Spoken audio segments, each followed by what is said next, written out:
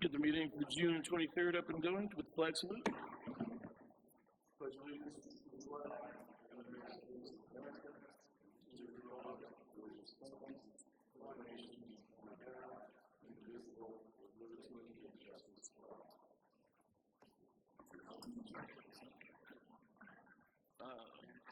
Hey, Todd, can you do the roll call today, please? I can.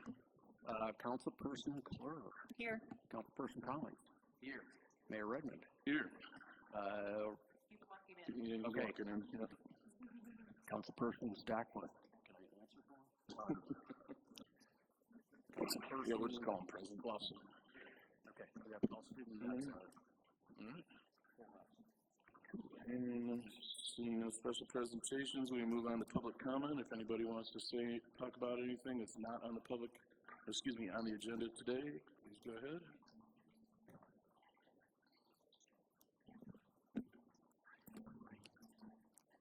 Good evening, Johanna L. Parker, Mount Shasta. And can you hear me? No? Is this better? I hate to get too close to this. Anyway, I just wanted to say on either Saturday or Sunday this weekend, I think it was Saturday, we had the 41st Datsun Roadster meetup that I happened upon. I saw no marketing for this.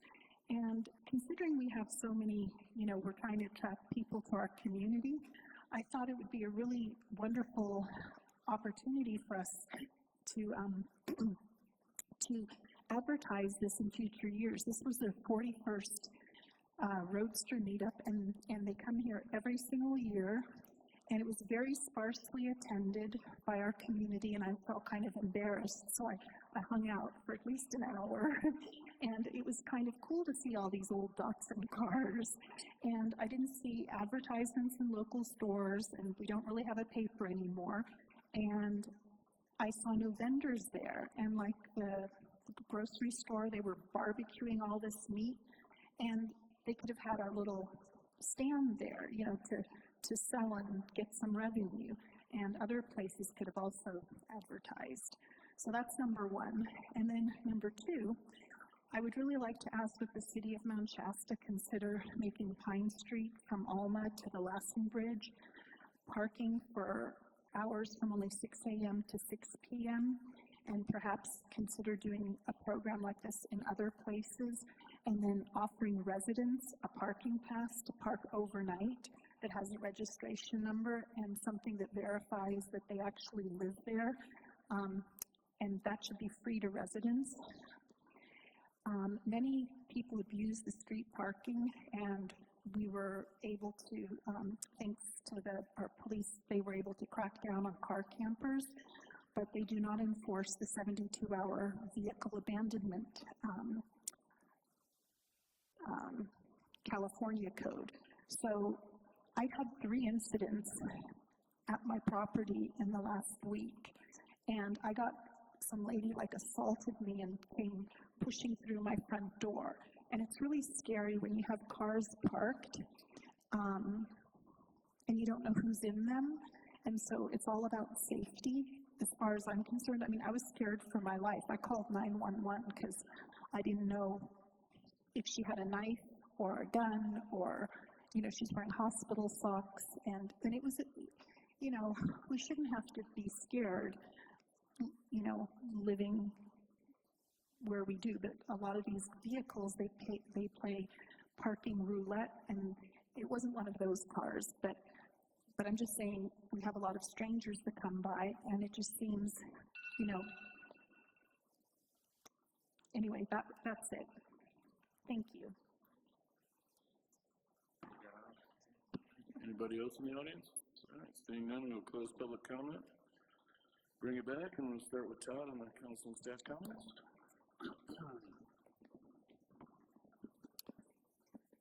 Okay, so kind of a milestone. We have the last month has been a real push with the California Municipal Finance Authority, all the relevant agencies from HCD to Fiscal housing and other statewide as well as all the lenders, the folks with the public loan, or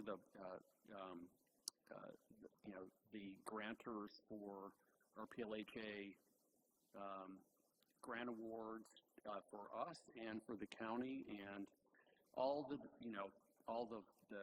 banks, all the developers, and everybody else. It's been a lot of collaboration. I can say that finally, as of Friday night, we have full approval. Everything is signed for Mountain Townhomes, and all we need to do is for them to turn in final changes, and they're off to the races for development starting in July. So that's a win. In terms of the landing, we've mentioned the Surplus Land Act. We filed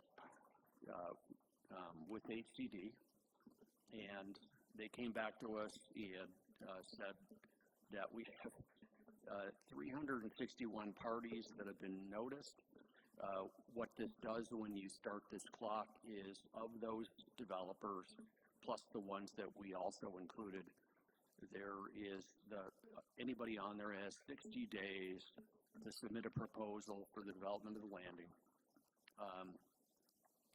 with deference given to a developer that proposes that any housing that is built on site, 25% of it is affordable. And once we have everybody that is interested in the site, if we have 2, 3, or more, we have 90 days in which to negotiate in good faith to see if we can come to some kind of mutually agreeable, proposal. And great. And if not, after that 90 days, we're able to put the property up for sale and declare it surplus. And, our usual folks, K2 Development, they've been notified, Intentional Holdings, of course, and you guys may remember Bob Kendrick up in Oregon. We reconnected last week. He's still interested in the site. The notice went to him, so we'll see what he proposes. But, we're on our way. It's going to start becoming mayhem for a little bit, with negotiating with various folks that have responded. And it's going to be great to get everybody's input on what we think the best proposal is, and we'll see what we come up with. Sweet. I have a couple questions, if you don't mind. With regards to the proposals for it, are we only taking proposals from organizations or entities that want to develop the entire thing? They want to develop the entire parcel all at once, all as one, or if someone is interested in doing something that only involves part of it, are we entertaining that as well? Yes. Okay, cool. So, a lot of developers will look at the landing and say, it's like trying to swallow an elephant whole, right? So it's a little bit too much. And part of that negotiation process can include, this is the parcel that we want to develop first, but part of that development agreement says that, for instance, when we build that site and we have operating capital, these are the sites that we're going to build next. And remember, there's a lot of complication with the landing because we have a recorded land use covenant, and there are areas on the property that you can't build housing, for instance. There are areas that, you could build a hotel that isn't considered housing, and some other areas that are completely off limits. So, and ultimately, when people get into the engineering package, they're going to find some things like there are real compaction issues on part of the site where if they wanted to build something of a larger scale, they would have to pull all that, that material off-site, compact it, and bring it back. We've got significant grades, so we need to think about how water's going to flow and and sewage, and whether we're going to need a pump station there. So that's all the stuff that needs to be kind of figured out on, at least on the back of a napkin as part of this process.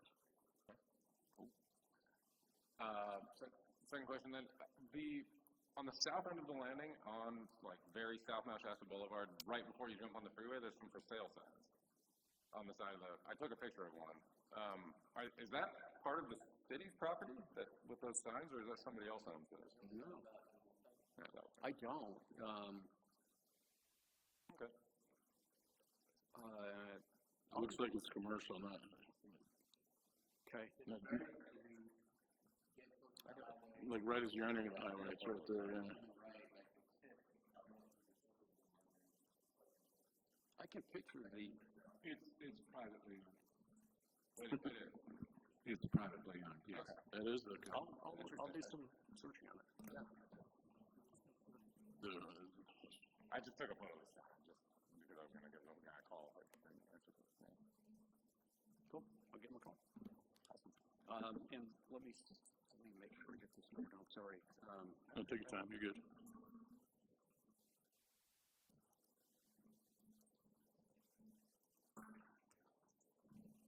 And See that case? okay, and the next is I've reconnected with the One Shasta folks. I figured this is about time now that we have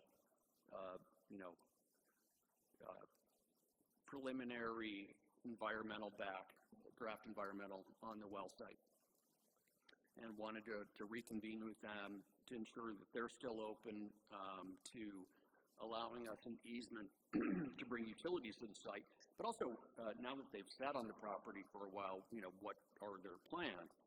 I mean, one of the things, and we've talked about this, is our strategy in negotiation is to wait until they determine what they would like to do with the site, and they realize that the only way they're going to be able to serve it is if they've got a municipal supplier of water. They can't do it on their own. And, when they start to go down the rabbit hole of if they were going to try to develop it in the county has a minimum 2.5 acre lot for residential, and so they're going to have a real hard time making that development pencil unless they were to come into city zoning standards and they had more density. So we're just trying to get that kick-started again and see where we are. And then finally, been working with WBC campaigns. We've got a lot going on. It's not agendized. I just kind of wanted to take the temperature of council after a conversation this morning. Whether we want to be chasing a general tax or whether we want to chase dedicated. And, William Berry, the main guy at WBC, says there is no empirical evidence that a general or dedicated is more successful. The ideology behind it is kind of lost on a lot of folks, but he suggests, and my suggestion that we go with general, but I wanted to get a sense of where everybody else on council is, so I can provide him some guidance on which fork we take.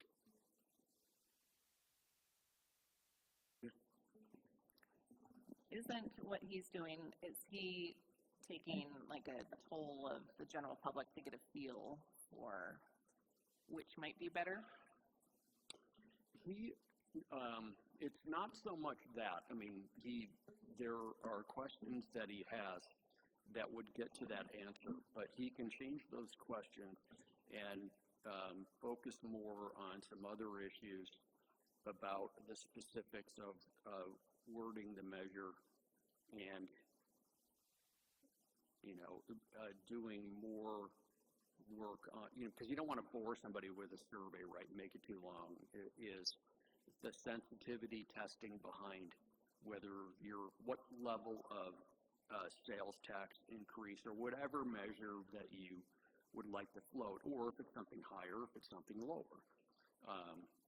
And, you know, we saw in Wairika, they had the public safety tax that they floated, part of it to support their new, you know, fire department building was a general tax, and it passed, and we saw in the last election here when it was, you know, essentially dedicated fire and safety, and it, you know, was over 50%, but nowhere near dedicated level at 2/3. Yeah, so the major difference is if it's a general tax, we need 50 plus 1, Yeah, and if it's designated, we need 2/3. yeah. Yeah, my feeling would be to go with the general as well. I mean, we didn't pass the dedicated, but,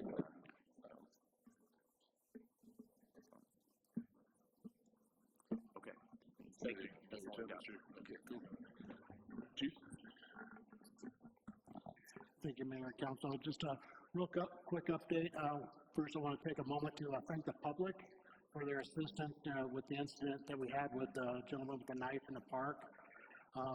Just a quick update. He, for unknown reasons, went after a member in the park, chased him around, made some threats.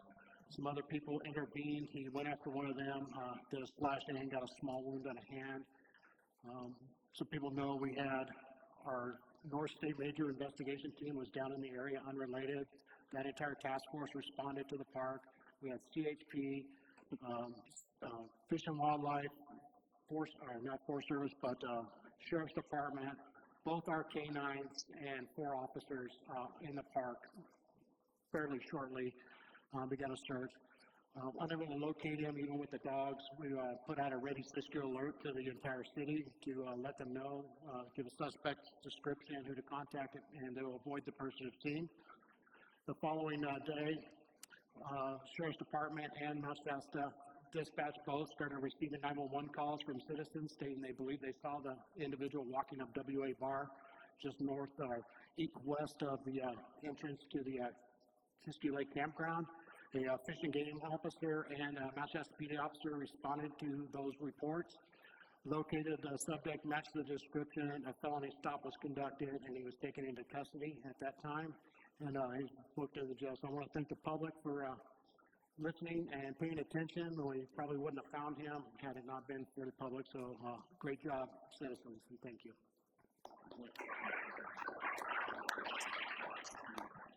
Thank you. Ken, anything?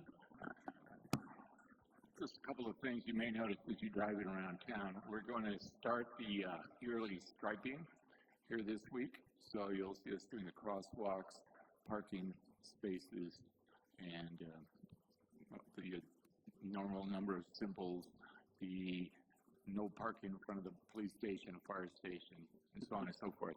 You'll also see several survey crews out there. They are mapping our stormwater projects as part of that grant and that project, that effort to do the planning and design for our stormwater. So, just heads up. So, Ken, can you tell us about the two small paving projects that are going on Commercial Way and over here on North Mount Shasta Boulevard? Were those city projects, or are they? The one on Commercial Way is private. In fact, that entire stretch of Commercial Way is owned by the firm that owns the shopping center. The North Mount Shasta project that we just finished up, that was a STIP project, and it came out quite well. How much did that cost? It wasn't related to the CBD? No. It was STIP funding. Just under $200,000. We actually have a little bit money left, and Robert and I were talking about getting another speed detection sign put up there, because one of our concerns is now that we have this great smooth entrance into town, people aren't going to be slowing down as much as we would like. Also, been talked to Caltrans. You know, they just finished doing that northbound on-ramp.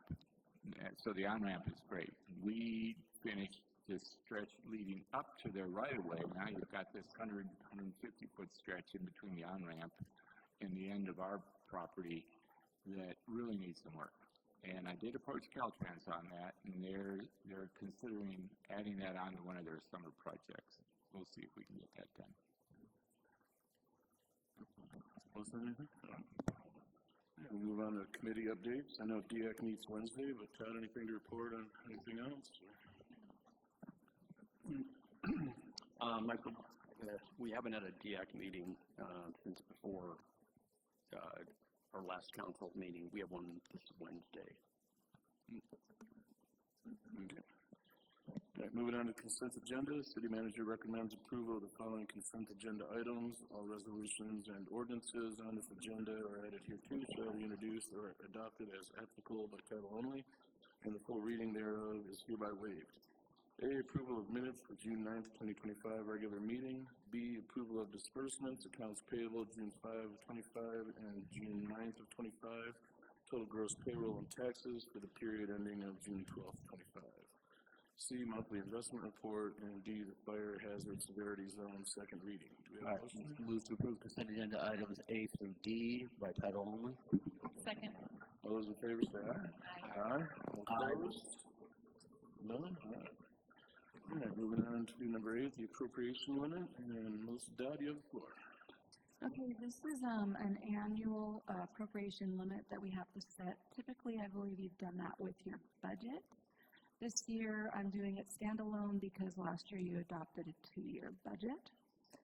So this is a quick calculation that we go through each year to determine the maximum amount of general fund that we could appropriate. The amount for the city is quite large, and our general fund expenditures are about half or a little bit more of it than that.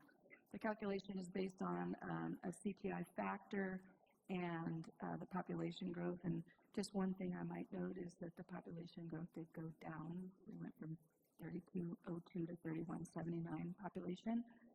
So that gives us an appropriation limit of $10,707,120,000 and million. And again, our expenses are much less than that. So we just need to, by law, pass an order that our appropriations won't go over that.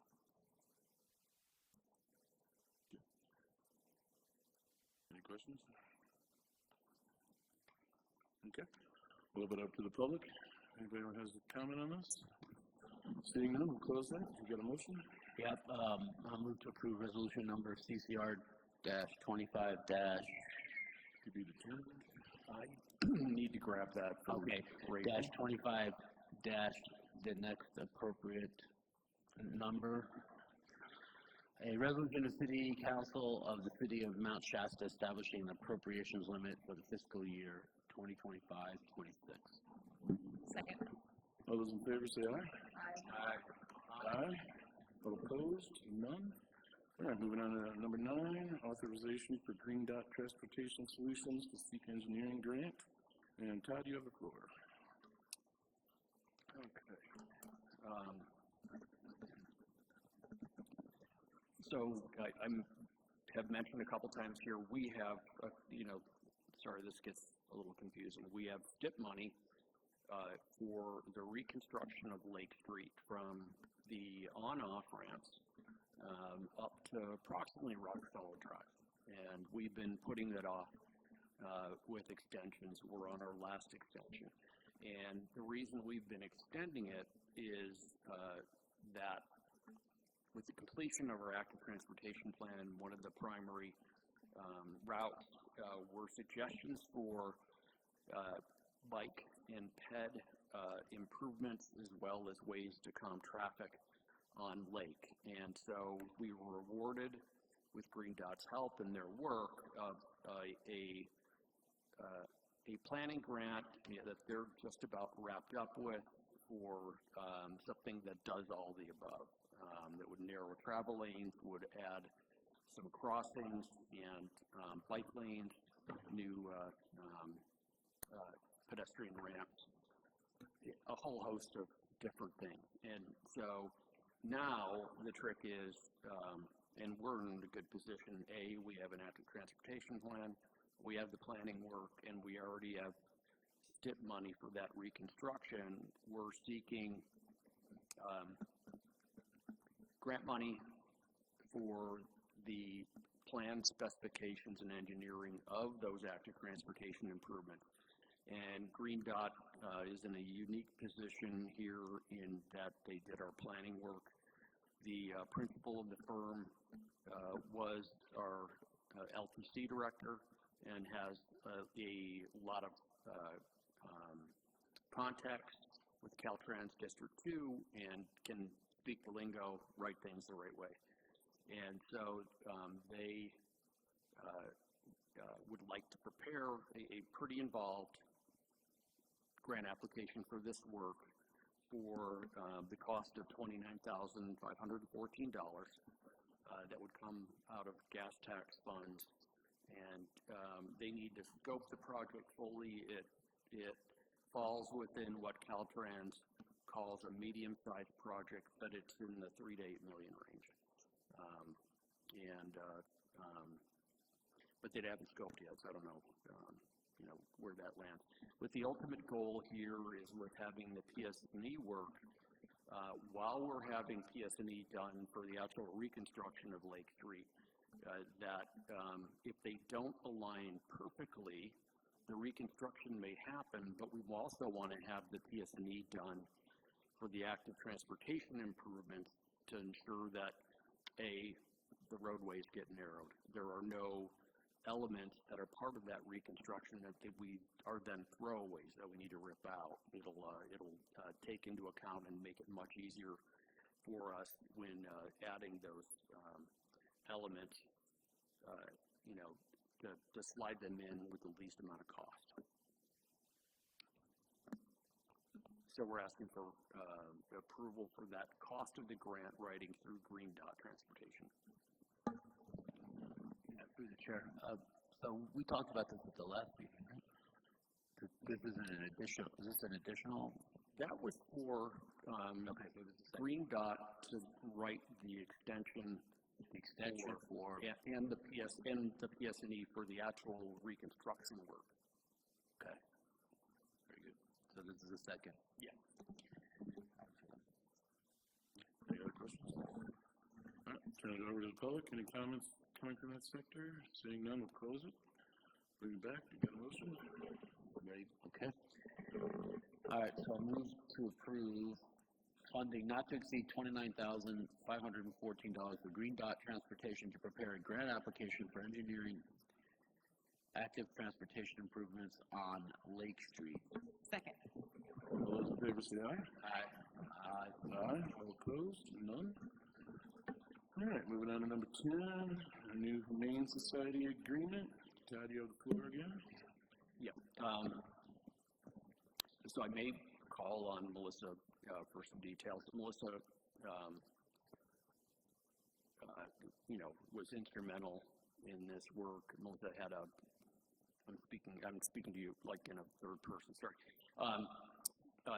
You had a lot of experience up in Oregon in negotiations on shelters and understanding what actually it takes to run a shelter. And so we have from the Humane Society a proposal for 3 years. If you recall, the last time out we had a stopgap 1 year contract in place for $10,000 for the year. And we knew this was coming. For the first year, they're asking for $15,000, and then $20,000, and then $30,000,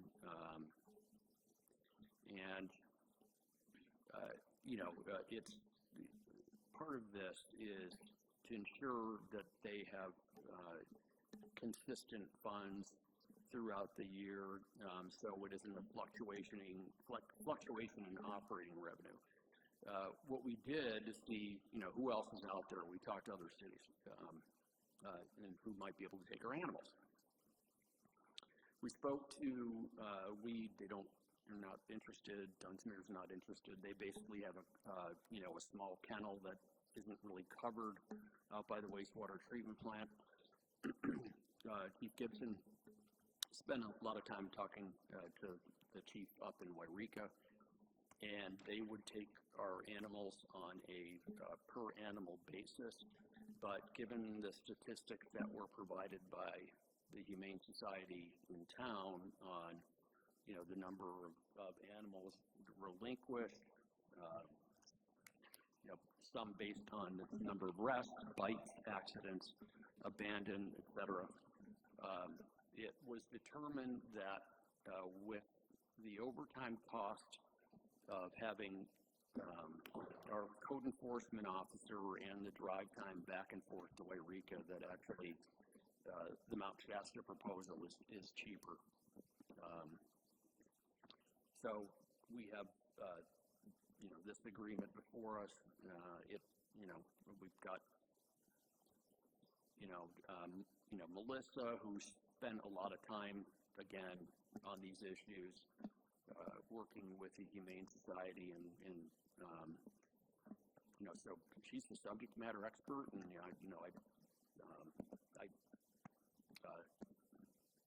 I believe what the Humane Society has proposed. All right, so my main concern with this are the escalators. Year one is 15,000, which is a big jump from 10, right? Okay. But then it's 20 in the second year, and then 30 in the third year. Why do they need such large escalators? What's going on? So Austin is here from the Humane Society as well, so he might be able to answer some questions if you have them in addition to that. But I first want to say that I did run the shelter in Jackson County for a period of time, and to run that shelter we spent about $1.5 million. There are laws that say that when you collect animals, if you're going to house the animal and release the animal, you have to vaccinate the animal, you have to ID the animal, you have to spay and neuter the animal prior to its release. So if we were to not have a contract with somebody who was able to do that, we would have to do that on our own if we were to house the animal and want to relinquish the animal. And to me, the value that the Humane Society provides to this community is quite good, and these numbers are very reasonable in my understanding of what you would need to do if you were to house the animals on your own. So would you say that if we were to run our own animal shelter, we'd need an employee, right? You'd probably need about, well, depending on those numbers, you'd probably need about 3 to 5.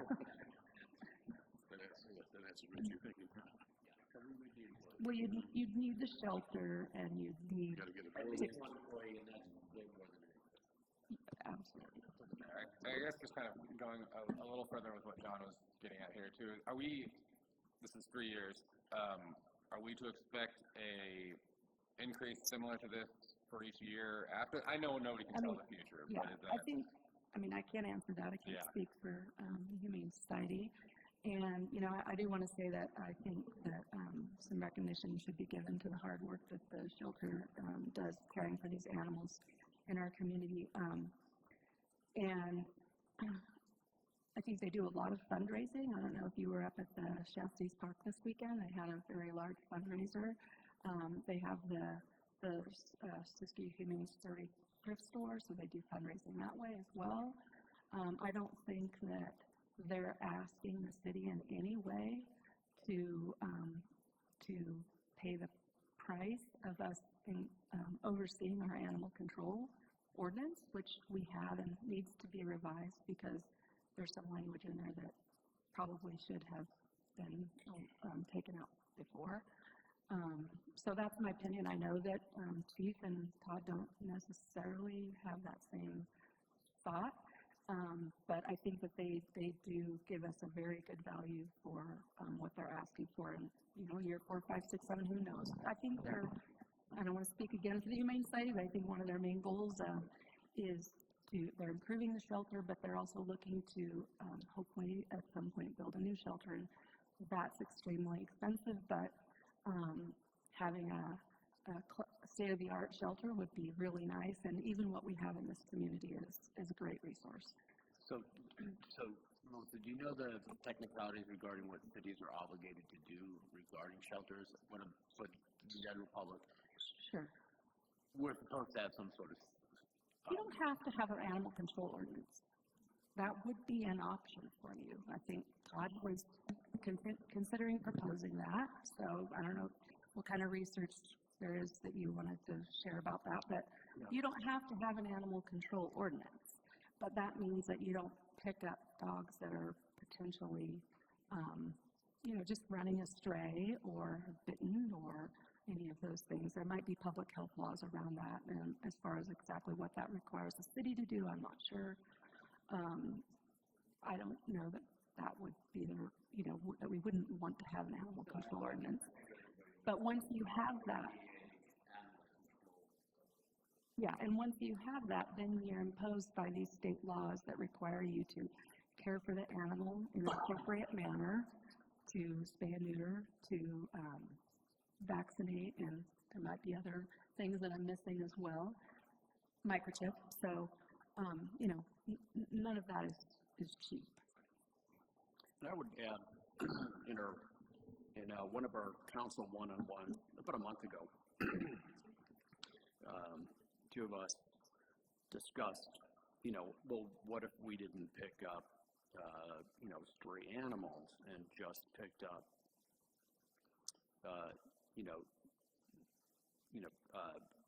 menacing or bite, and I got to writing that DAF report, and I'm like, this isn't going to fly, and loose animals, are great. They're strays until they start biting, or they become an issue. So you just don't know. Any questions? No? All right. Open it up to the public. If anybody wants to say anything? All right. Thank you. I'll speak to the question about where the 30,000 comes from. Part of it comes down to just basically our overhead for the year, divided by the kennel space that we save for both MSPD and Dunsmuir. They have their own agreement as well. That comes down to the daily cost of care for an animal in that space, which is about $40 a day, which is just about what you'd be paying at a boarding facility at, say, Freedom Canine or TLC Pet Care or anything like that.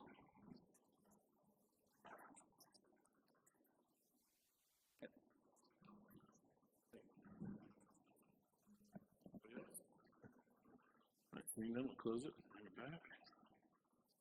To the chair. Go ahead. So what I can take away from that is that the 30,000 would be what you need to operate today based on the rates, but you're giving us sort of a break to get to that, like a tier to get there.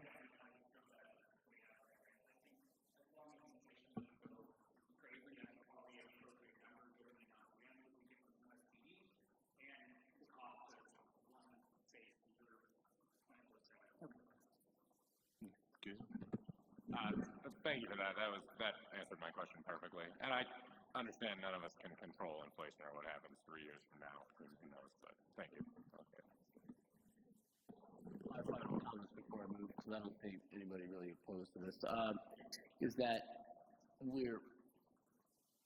I think the community, I don't think there's any doubt the community wants there to be a animal service similar to what the Humane Society provides, and to do it ourselves would be much more costly than what we're talking about here, by a lot. Okay, so it's one employee, and it's way over what this is. Humane Society's asking. Yeah, exactly. And so let's run with this. So this isn't written in a resolution manner, so I'll do the best I can.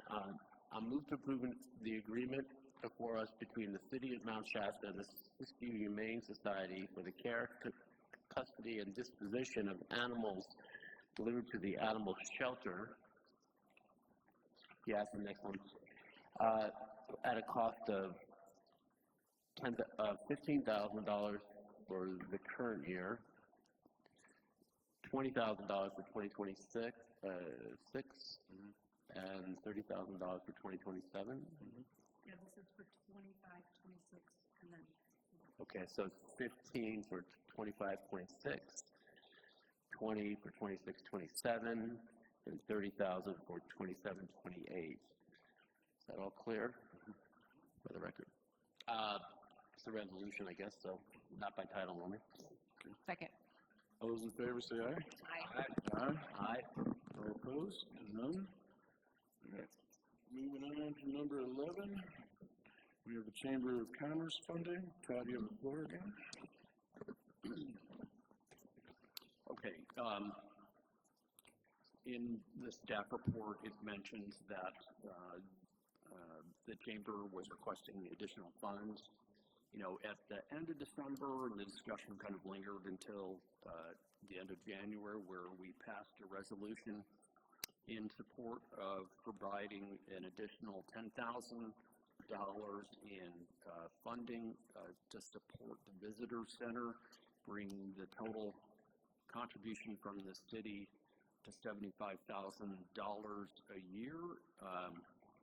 I don't know how many of you caught the email that I sent you guys late in the day that in that resolution is an unfortunate term of that rate would be set in perpetuity, which you can't do. That binds future city councils, you know, even with different members, and you know, it limits the city's right to change that amount.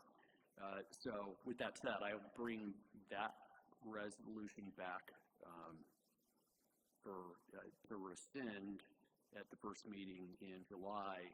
But here we approved that additional $10,000 back in late January, as I mentioned, and so this is a proposal to you know, codify a one-year contract consistent with what we talked about in January to fund for the next year the chamber at a total rate of $75,000.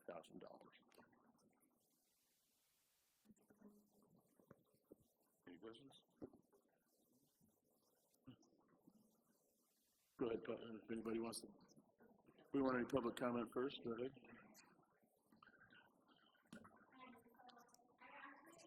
Steers the Visitor Center. My name is Alison Carpenter. I'm a resident of Mount Shasta. So I have done so much amazing work there over the course of the few years that I've had the pleasure of working there. It's a really special job, and what we do for the community, I think, is tremendously valuable. And all of the funding that we get from you guys, we really appreciate it. It allows me to be employed there, and I have a lot of really great assets that I bring to the table, including that I'm a graphic designer, and I've been able to work on some amazing projects at the Visitor Center.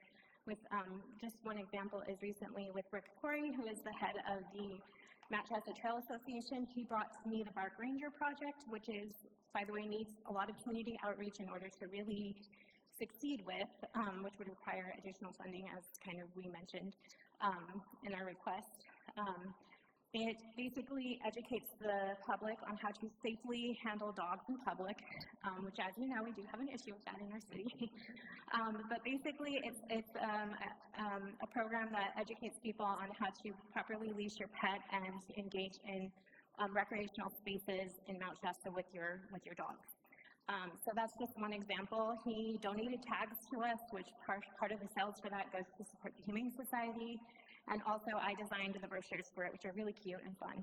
So a lot of what we do at the Visitor Center is actually really cute and fun, and it is a great contribution to the town. It brings a lot of specialness and magic to the city, and I think I get so much positive feedback from the public who come in and interact with me every single time I'm working, which is Wednesday through Saturday, 10 to 3. And it's just a really special place, and I would just invite you that if you ever want to check it out, come in and see what we do there, because we've done a lot of really wonderful improvements that I think have just contributed tremendous value to the city. So, thank you. Thank you. I'm Kayla, the executive director, of the chamber, and we just want to make sure we have an executed contract outlining the scope of work that is really similar to the one we've had before. We have like a few changes, but right now we don't have a signed contract, and that's very important that we do that between the chamber and the city. Any questions? Yeah. I did have one. I was looking through it when I was reading reviewing this, and the one thing that I was gonna just request, and it's possible that this has been provided and I missed it, and I'll put that on me if that is the case. But so some of the things in here, some of the things that the chamber will provide was some of the statistics. I just haven't seen those, and I'm not trying to hold anybody's feet to the fire. I'm just genuinely curious about those, and so I would just request that those we get those. So we're doing them quarterly, and you might not be on the list. I don't. Yeah. So that might be, and I'm sorry. I'll add you. That'd be great. Thank you. All right, anybody else from the public? All right, seeing none, we'll close the public comment, bring it back.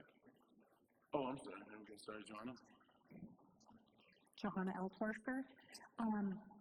I just wanted to kind of take a, I don't really understand a lot of this, so I wanted to just look at this from an organic standpoint on what chambers do. And when I researched it, my understanding is that chambers, they're not government agencies, and they do not receive funding directly from the cities that they serve, generally speaking. A lot of them are, most chambers staff visitor centers with volunteers, and a lot of the events like crab feeds, golf event fundraisers are usually self-funding and provide a profit for which the chambers use to do the other things like the marketing. So chambers are nonprofits, which means they get funds from membership fees from all the people in the group and fundraising from these events, as well as private donations, event entry fees, sponsorships, and advertising. So I'm not sure why the city is paying for them to do marketing that my understanding is typically is in the normal scope of what a chamber does, which is to promote the local businesses and the community. And the only reason I bring this up is because we're having budget issues with the city, and we're having severe deficit problems, and then we're wanting to improve streets and get grants, and that's wonderful. And so we're putting our few dollars that we have towards that. So I'm just wondering just what the premise is for funding a chamber for something that this is normally their normal scope of work. So that's all I'm kind of, and I'm sure they do a great job, and it sounds like they have some really cute programs, but I'm just concerned about our budget, and so I'm looking at ways to, how can we save money? Anyway, that's all. Thank you. So it's interesting that you brought this topic up, because you were just saying people weren't involved in the car show recently. And so there's a difference between a chamber of commerce and a visitors bureau, and these funds are going to the visitors bureau. We also have a chamber of commerce that is being paid for the funds of our businesses here locally. So we actually need those funds so that we can promote the city. We are the city's arm of promotion and marketing the city. We are both, but they're funding the visitors bureau. Okay.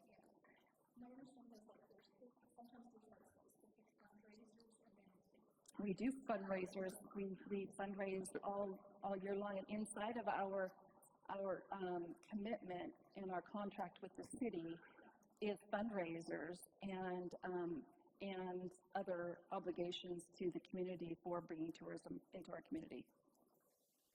So we should actually be spending more money so we can get people to the car show you were talking about. Thank you for the clarification, Brett. Anybody else? All right, so no, we'll close it, bring it back to council. If there's any comments? Ascension is part of this, correct? The Ascension? No, the Visit Mount Shasta, That's a separate contract. separate contract, and that's like $35,000, right? Do we have a motion then? Clear, I just want to say this 1 second. That this is about signing a contract. We already committed to fund this entity. Everybody understands that? You were here too. Okay. So it's just formalizing a contract for 1 year.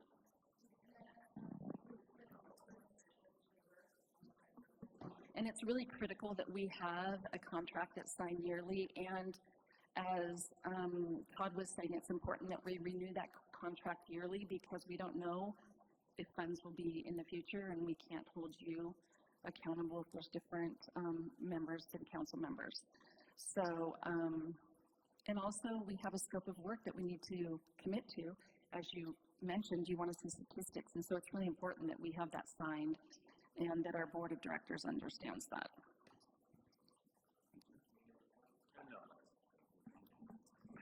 All right, so motion time. Again, I don't see this in, or do I? I do see it in resolution form. Yeah, I got it. Okay. No, that's the old resolution.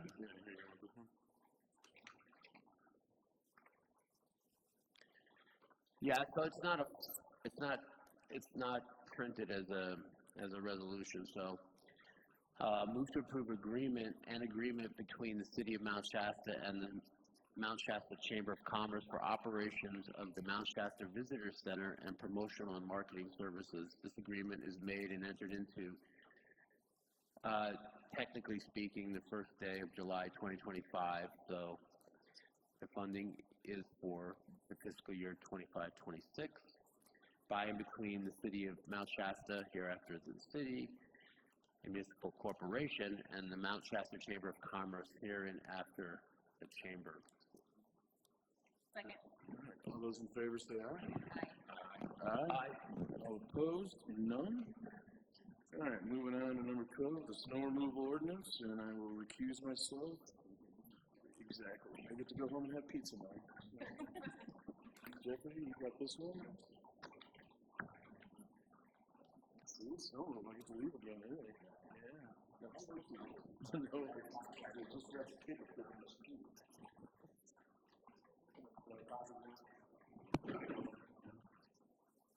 Ken, you want to introduce this?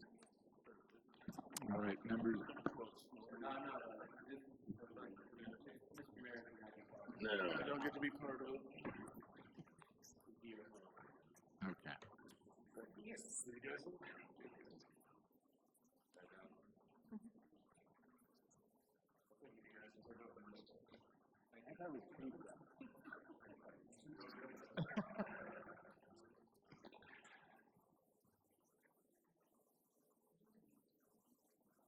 Okay, members of, can I begin? Members of the council. City Council has directed staff to revise the city's downtown snow removal ordinance to better reflect actual current operations and to recover the city's actual cost in performing the snow removal operations. Under this ordinance, costs will be recovered from businesses in the downtown snow removal district and billed on a square footage basis. The council has established a maximum collection rate of 20 cents per square foot. This maximum rate may be adjusted by the council by resolution. Customers billing for snow removal would be finalized by June 30th to account for snow removal costs for the previous winter season, and customers would be charged and not part of their annual business license fee. It will be a separate billing. It will not be included in the license fee, and that I need to have that corrected. It will be a separate billing, but it will be the same list as our business licenses, and it will be adjusted as per square footage. So, recommended action is for the council to adopt the revised ordinance specifying cost recovery for snow removal. I handed out a revised copy of the ordinance. It's basically the same ordinance in your package, but I took out the yellow highlighting. I added the 10% penalty fee for late payment. And a max of 20 cents per square foot? Yes.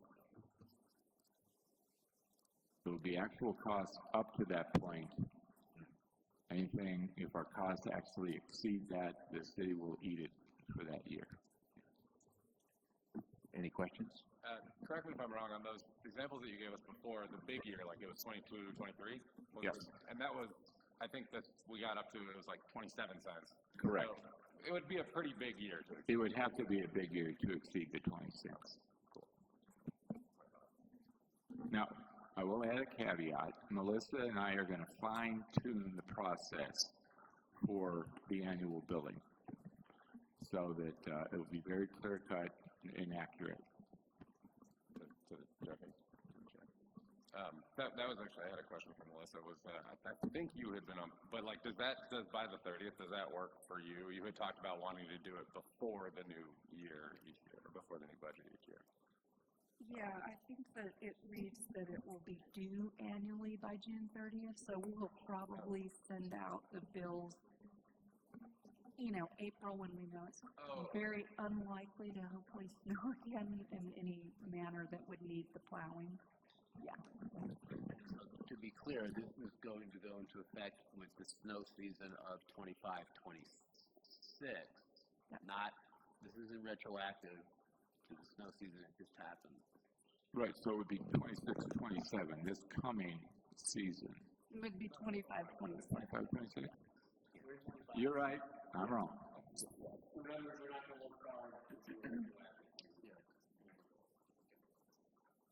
Any questions? Let me open this up for public comment. Anybody like to speak on this agenda item? Seeing none, I'll close public comment, bring it back to council for any comments or motions.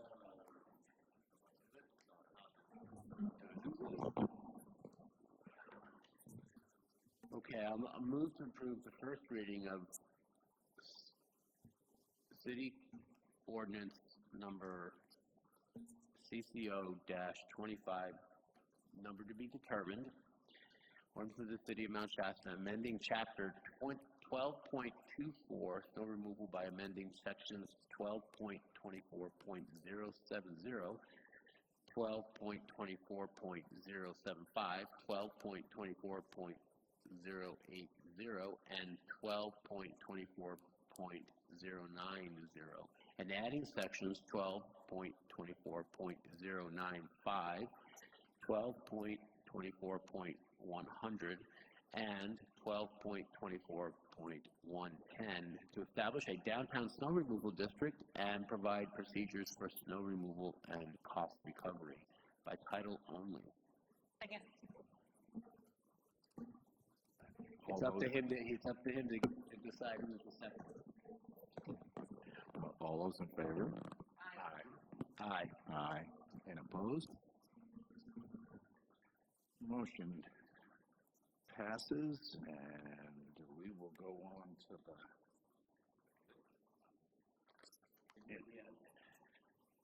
if there are any items to be added to the So future agenda items. I think you'll agree, Jeff, that could we formally disband the ad hoc committee regarding that item? The snow. Can you put that as part of the consent agenda next meeting? And then hopefully we can take care of the library too.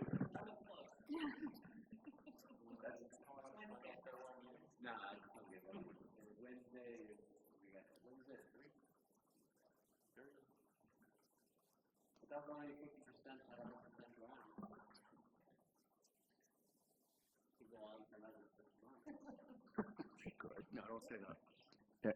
So, are there any future agenda items to be added? Nothing other than I meant to send out today a couple, 2-3 weeks in July for to see if we can get agreement on a date for a goal setting workshop. What? Goal setting workshop. Oh, yeah. Yeah, we should do that. Anybody else want to do that? It's on there. Just We have to get the dealing and all, and you just don't put it in the right.